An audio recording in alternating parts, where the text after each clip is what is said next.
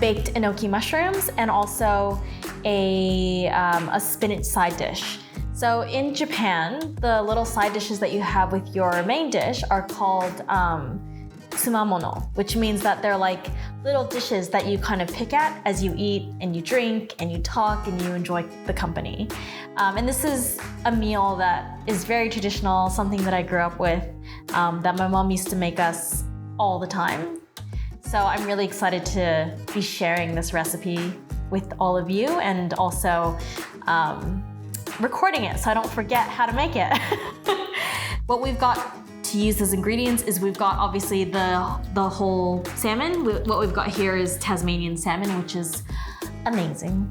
We've got the white miso, we've got some mirin, which is like a sweet, like sake almost. It's like a sweet fermented wine, I wanna say. Cooking sake is what it says. And then we've got sake, and then we've got sesame oil. So what I'm gonna do is I'm going to be taking all of these things together, like mixing it up in a bowl, and that's your marinade. We're gonna put the salmon in, we're gonna let it marinate for about 45 minutes because I'm already hungry.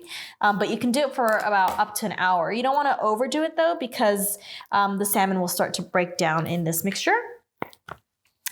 And I'm just gonna take about 3 heaping tablespoons of the miso. So I don't know if you guys have ever had miso before or like miso soup or anything like that, but there's traditionally like a white miso and a red miso. The white miso is a little bit more mellow and it's perfect for this kind of thing. It is already salty, which is why you'll notice that we're not adding any extra salt to the marinade, but it should still come out really, really yummy. And then one more. And like if you wanted to make miso soup, pretty much like, I mean, there is like a, you know, a right way, or like, I don't want to say complicated way, but there is like a traditional way to make it where you prepare like the nori, which is the seaweed, and you know, all of these other things that you add into it. But really all you can, like, you could literally take the miso paste, add hot water, and you've got miso soup. And it'll taste good. All right, so it's about 3 tablespoons of that. And then we're gonna take, so this is like really easy because you just need the one scoopy thing. You're gonna take 1 tablespoon. And we're done with our little tablespoon scoop. And then you're gonna take about a teaspoon of this, the sesame oil.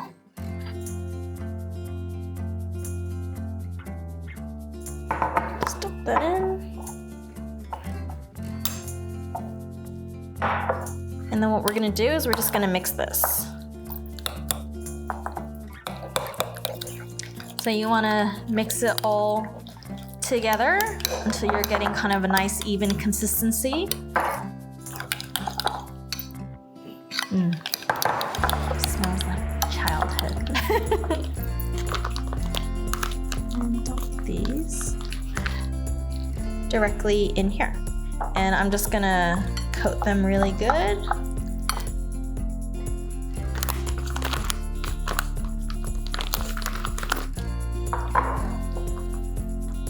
So both sides, up and down. I'm gonna let it sit, the meat side down, so skin side up, so I can get as much flavor into these fillets as possible.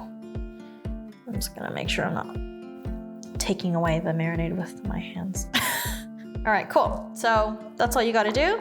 And then we're gonna wrap some aluminum foil over the top of this, and we're gonna set it aside for about 45 minutes, and then it'll be ready to grill. This really smells like my childhood. Like my mom would put these in everything, like onabe, sukiyaki, like everything uses enoki mushrooms in Japanese cooking. So this, like even just like the raw scent of this really brings back childhood memories. Okay, so what we're gonna do is this is gonna be a baked version of these, so this is gonna go really well with the salmon. So what we're going to be doing is we're going to be preparing these and we're going to be marinating these similar to what we did with the salmon. And I'm gonna end up wrapping it in tin foil and then baking it along with the salmon. So what you have to do with these guys first, before you actually wash them, is you gotta cut off this like bottom gross bit, which is like the root and dirt bit. And then you wash these clean top bit. Now that they're all washed and ready to go, what we're gonna do is we're gonna pull together the marinade that we're gonna bake it in. So this, again, is gonna be using a lot of the same ingredients, which is why I thought this is gonna be great from a flavor profile perspective and also from a easiness perspective to pull these things together. So you're gonna use a tablespoon of this white miso.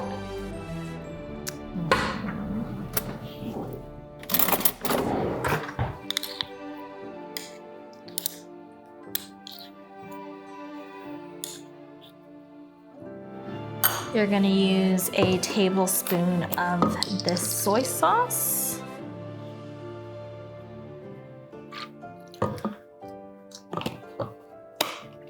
And again, this should be really easy for anyone to make.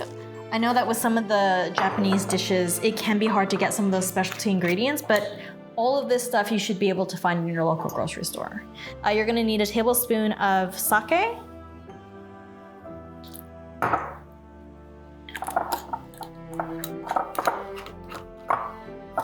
And then you're going to use a teaspoon of sesame oil. And this is gonna be about right. So I think I was looking at the packaging earlier, and this is about this is about 200 grams of mushrooms is what we've got here.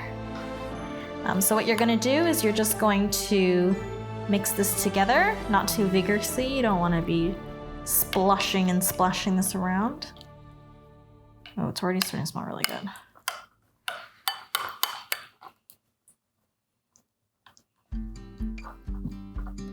Spoon this over the mushrooms.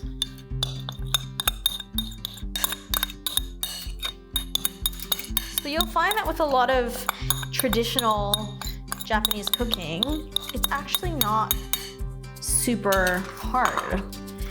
It's just very like hearty, homemade home cooking. So what I'm doing now is I'm just mixing this sauce into the mushrooms, because I want all of the mushrooms to get that really delicious coating and flavor.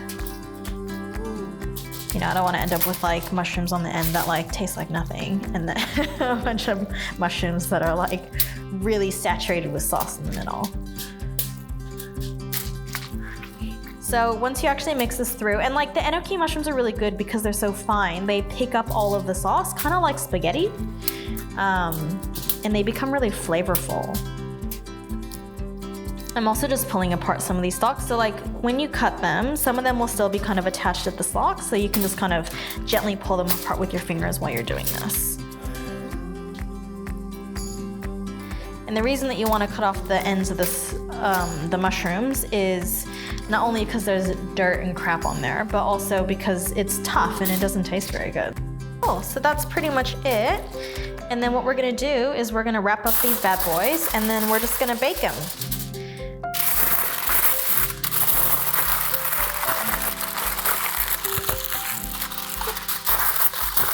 So I don't have a real technique to how I make, like, fold these things. You're making this one? I might do a second layer because I'm doing this and there's a little gap in the center, which I don't want.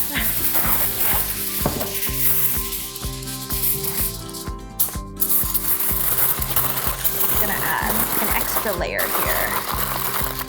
And then this is like a little swan.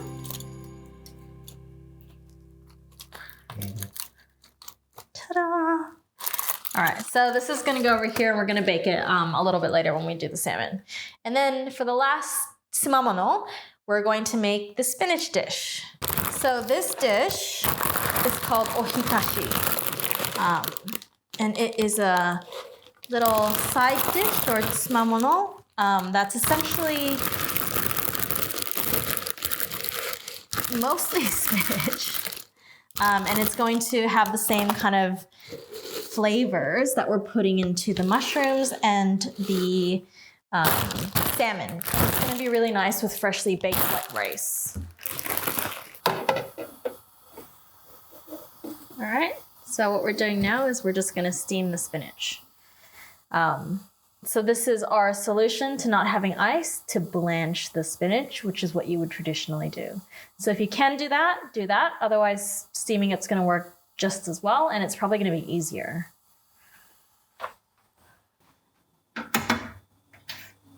Preheat the oven for the mushrooms. So we're going to bake the mushrooms in the oven for about 20 minutes at 200 degrees. And then that will heat up the oven, and then I'll set it to the grilling setting, and then we'll put the salmon in for about 10 minutes. So that will mean that everything's kind of done at a similar time. And then what I might also do is start the rice so that we've got fresh rice to eat with everything. So what I might do while we are waiting for that bad boy to finish cooking is I might actually start making the sauce that we're going to use to marinate the spinach. And it's essentially going to be kind of like a spinach salad, but like a cooked spinach salad.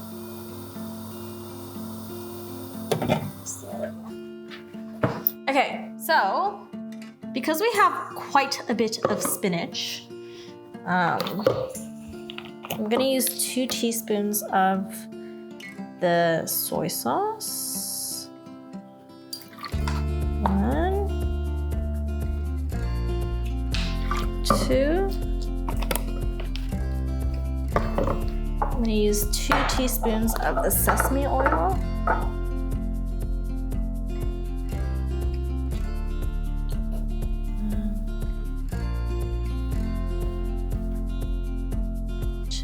I might just finish this though.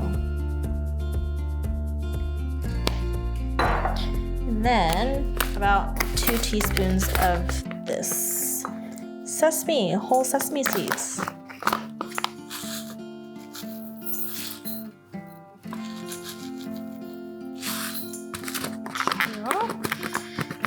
And then a teaspoon of mirin.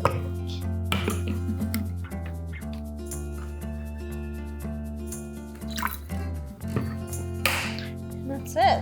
It's gonna make your spinach taste very Japanesey. Yeah, so if you're blanching it, you would be using ice water. And it stops the cooking process, right?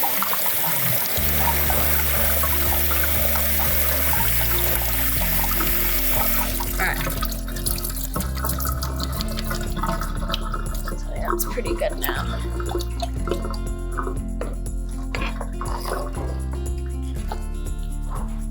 So you just want to squeeze out the excess water because you don't want to dilute the flavor of the sauce that you just made.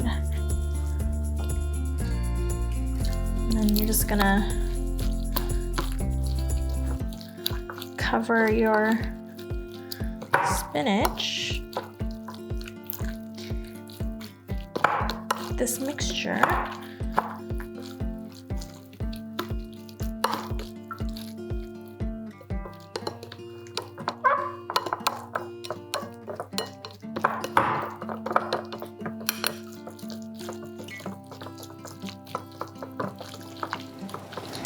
And that's it.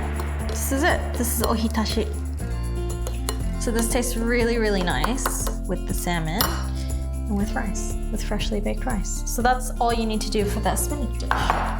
Super easy. All right. So, looks like the oven is heated up. So now we're gonna pop our mushrooms into the oven for 20 minutes. Oh my swan is too big. Swan got a little bit smushed. Hey Google, set a timer for 20 minutes. Second timer for 20 minutes. Now. So we're gonna pull this out in 20 minutes. This is already ready to go. Then we're going to broil or grill the salmon for about 10 minutes in the oven. And then we eat.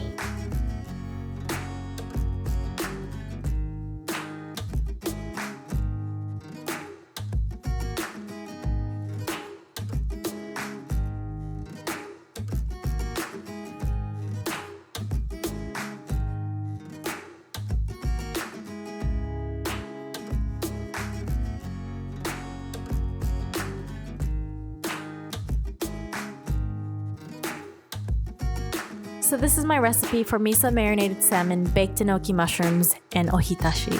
I hope you guys enjoyed it. It's one of my favorites, something that I grew up with. And comment below, let me know how you went, and let me know if there's anything else that you'd like me to make.